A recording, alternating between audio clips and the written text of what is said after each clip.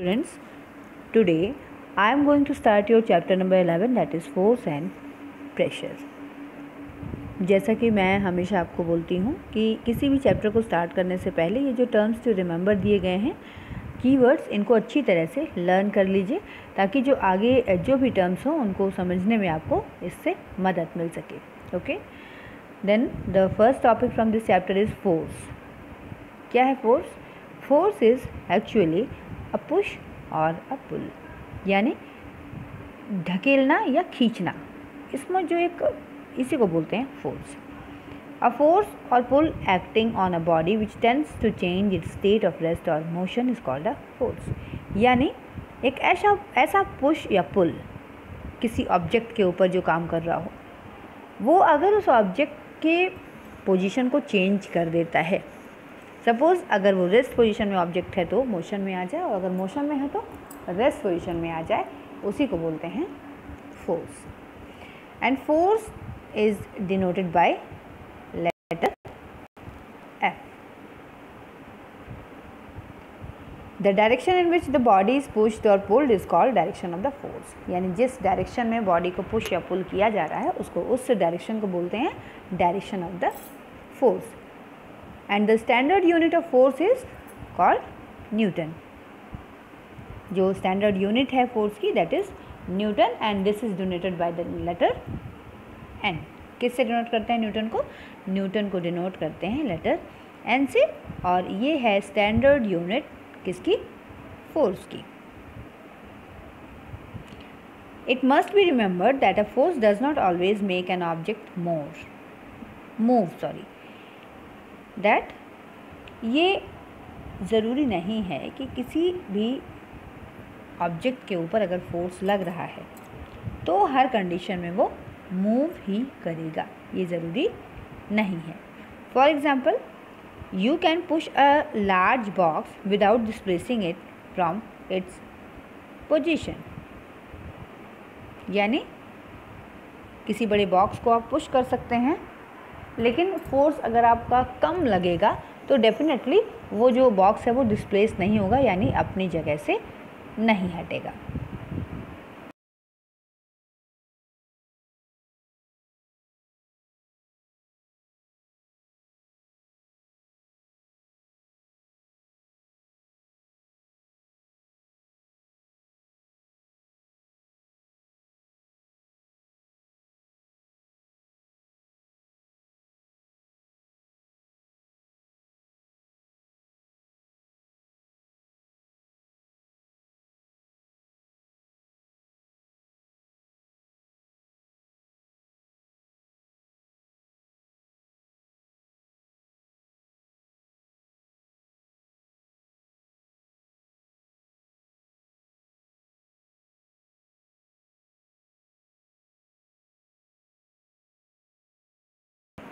Now the next topic is forces are due to an interaction.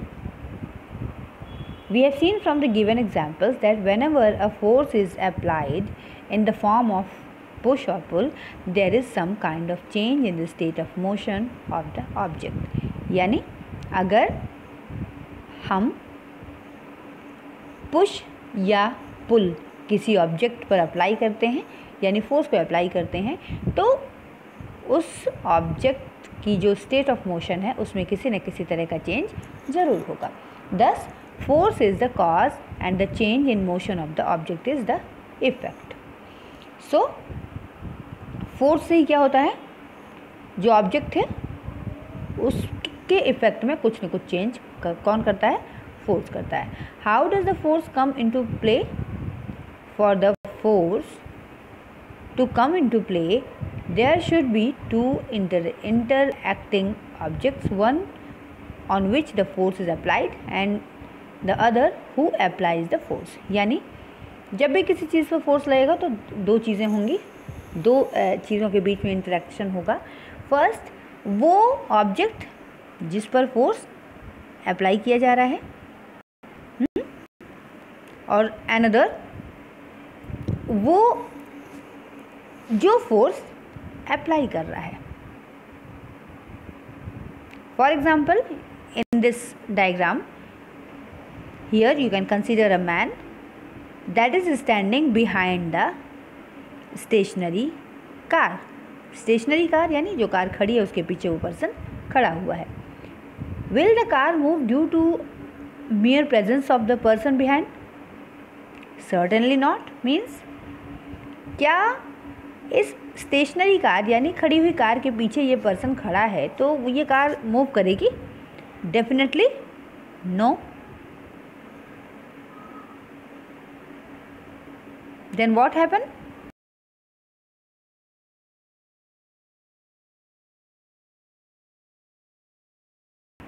The car begins to move when the person pushes it. Car तभी move करेगी जब person इसको move कराएगा. Only किसी person के car के पीछे खड़े रहने से कार मूव नहीं करेगी. Then now he pushes the car begins to move in the direction of the force. जिस डायरेक्शन में फोर्स अप्लाई किया जाएगा उसी डायरेक्शन में कार चलना शुरू कर देगी. Thus interaction between the car and man resulted a force to act between the two. So car और पर्सन के बीच में एक फोर्स लग रहा है जिसकी वजह से कार चलना शुरू कर देती है.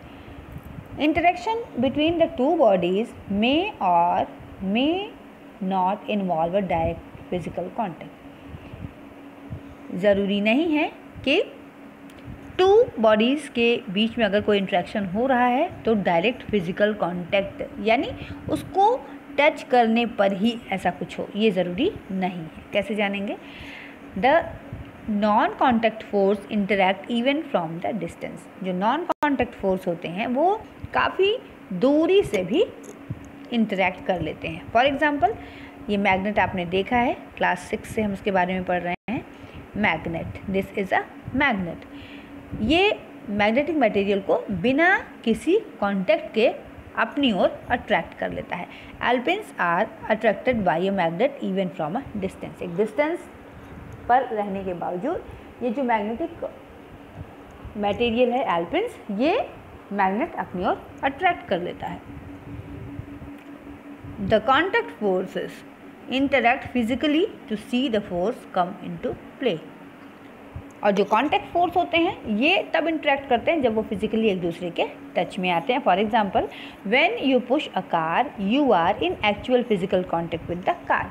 अगर कार हमारे पुश करने से चल रही है, अट्रैक्ट हो रही है या आगे को मूव कर रही है, देन हम डायरेक्ट कार के कांटेक्ट में आएंगे. इसको बोलेंगे contact force.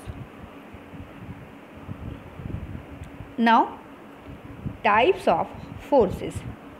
There are two kinds of forces. Two type के फोर्सेस होते हैं. First contact force and another is non contact force.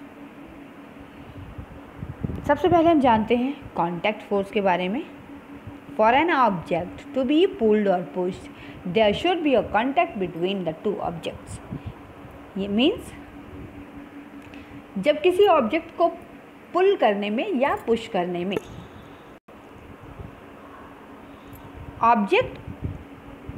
Two objects के बीच में जब कांटेक्ट हो जाता है, इस टाइप के फोर्स को बोलते हैं कांटेक्ट फोर्स.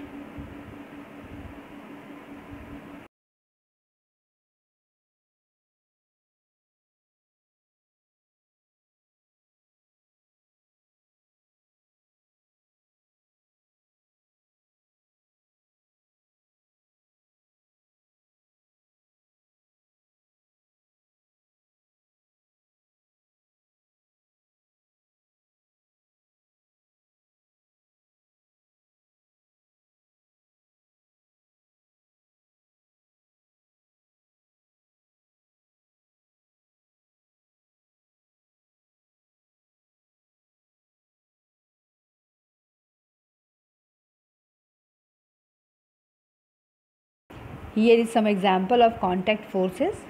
कौन से एग्जाम्पल हैं आइए उसके बारे में जानते हैं. When a coiled spring is stretched the two ends of the spring must be in actual contact with the hands of the person.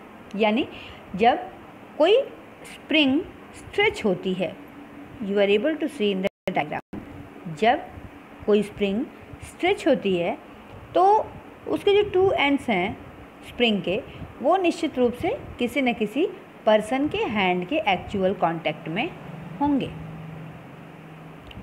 Kicking of a football, अगर कोई पर्सन किसी फुटबॉल को किक कर रहा है तो भी उसका पैर फुटबॉल के कांटेक्ट में होगा। Such a force is called contact force, इस टाइप के फोर्स को क्या बोलते हैं? कॉन्टैक्ट फोर्स बोलते हैं। Contact force is a force which acts only when the objects are in physical contact. Contact force कब एक्ट होते हैं? कॉन्टैक्ट फोर्स कब लगते हैं? जब ऑब्जेक्ट्स फिजिकल कॉन्टैक्ट में, ऑब्जेक्ट्स जब एक दूसरे से टच होते हैं, फिजिकल कॉन्टैक्ट में आते हैं, तभी कॉन्टैक्ट फोर्स लगता है। सम टिपिकल कॉन्टैक्ट फोर्सेस आर, कुछ एक टिपिकल कॉन्टैक्ट फोर्सेस हैं, उसके बारे में अब हम डिस्क्राइब करने जा रहे हैं।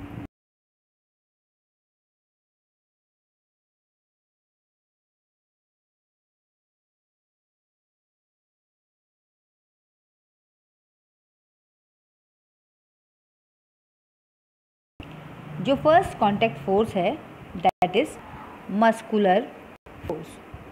क्या है muscular force? The force exerted by the muscles of a human or animal body is called muscular force। यानी ऐसा फोर्स जो ह्यूमन या किसी भी एनिमल के मसल्स से निकलता है उसको बोलते हैं मस्कुलर फोर्स। क्या बोलते हैं?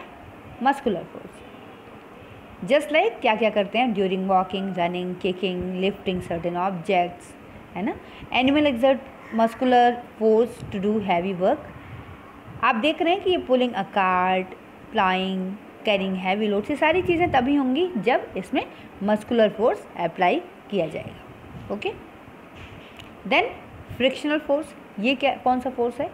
Frictional force or simply friction is also an example of contact force. Frictional force actually friction से ही रिलेटेड है। फ्रिक्शनल फोर्स ये कब होता है? हमेशा कॉन्टैक्ट फोर्स है ये, क्योंकि the force acting between two surfaces in contact which opposes the motion of one body over the other is called the force of friction. Friction क्या है?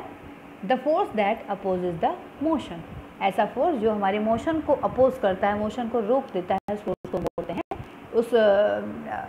उसको बोलते हैं फ्रिक्शन। और जो फोर्स अप्लाई होता है उस फोर्स को बोलते हैं फ्रिक्शनल फोर्स। तो उसमें भी अगर कोई पर्सन ज़मीन पर चल रहा है तो उसका जो लेग है वो डायरेक्ट ज़मीन के कांटेक्ट में है, तो फ्रिक्शनल फोर्स भी किस तरह का फोर्स है? This is also a contact force.